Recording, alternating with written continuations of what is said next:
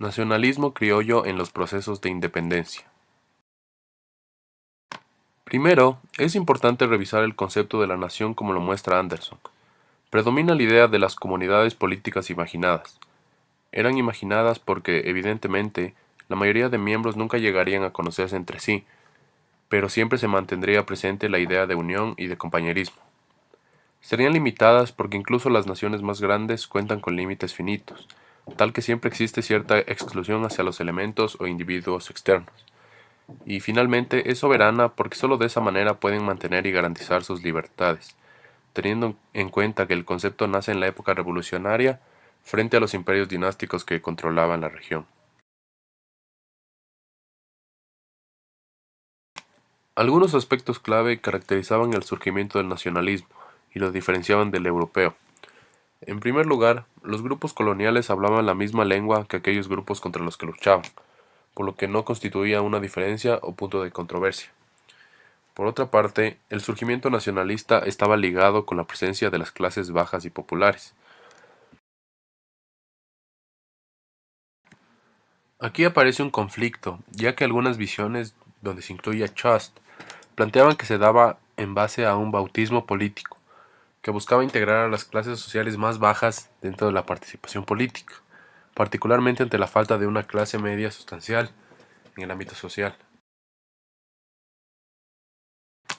Por otra parte, también se afirma que el impulso independentista se basaba en temor a las insurrecciones de los grupos negros e indígenas, ya que estos eran más numerosos y a la vez eran vitales en aspectos militares y económicos. Entonces, dentro del marco de independencia comúnmente se mencionan dos factores principales que llevaron a esta separación y construcción de la idea de la nacionalidad: el excesivo control sobre la región y las crecientes influencias liberales. Como hemos visto, desde el carácter absolutista de las reformas borbónicas ya crecieron las tensiones entre peninsulares y criollos, ya que a estos últimos se les arrebataron sus posiciones de poder.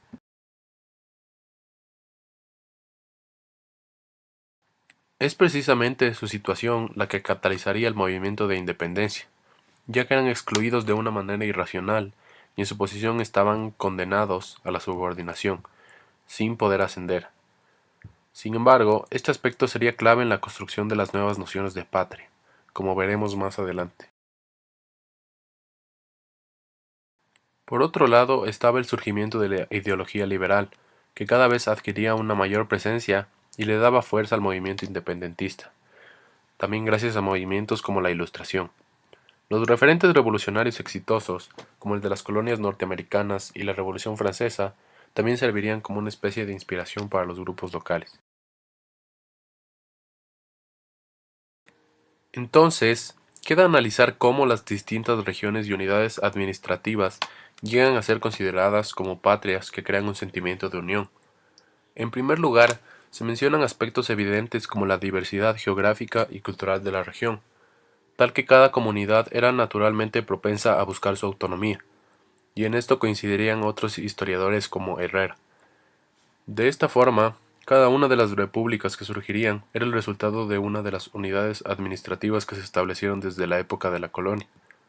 La revolución también estaría caracterizada por el principio de uti possidetis, en el que cada nación conservaba su situación territorial de 1810, lo que claramente influiría sobre la división y pluralidad de las repúblicas que surgieron en el proceso. También se explica a la posición de los criollos dentro del proceso nacionalista, ya que su situación, como fue explicada antes, era la que poco a poco creaba el sentimiento de afinidad a la región y a la unidad administrativa a la que pertenecían. De esta forma, ante los conflictos que mencionamos antes, básicamente estaban limitados a mejorar su estatus únicamente en esa área administrativa. Por ello, Anderson destaca también el hecho de que, aunque a futuro claramente las élites criollas se verían beneficiadas, muchos de ellos también estuvieron dispuestos a sacrificar sus vidas por la causa. Finalmente, la llegada y popularización de elementos como la imprenta serían una herramienta fundamental para el desarrollo del nacionalismo, ya que creaban y satisfacían el interés respecto a eventos locales, particularmente en el comercio, para luego también introducir elementos de discusión política.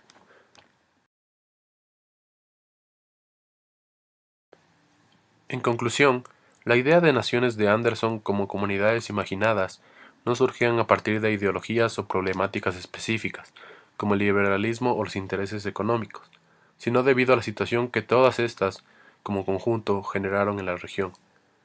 Debido a esto se explica la pluralidad de la región causada por los sentimientos de afinidad hacia cada unidad administrativa que luego se convertiría en república. De esta manera, las peregrinaciones criollas tuvieron una gran influencia en este proceso, al igual que medios como la imprenta, que finalmente serían fundamentales para desarrollar ese sentimiento de pertenencia e interés por cada patria y nación.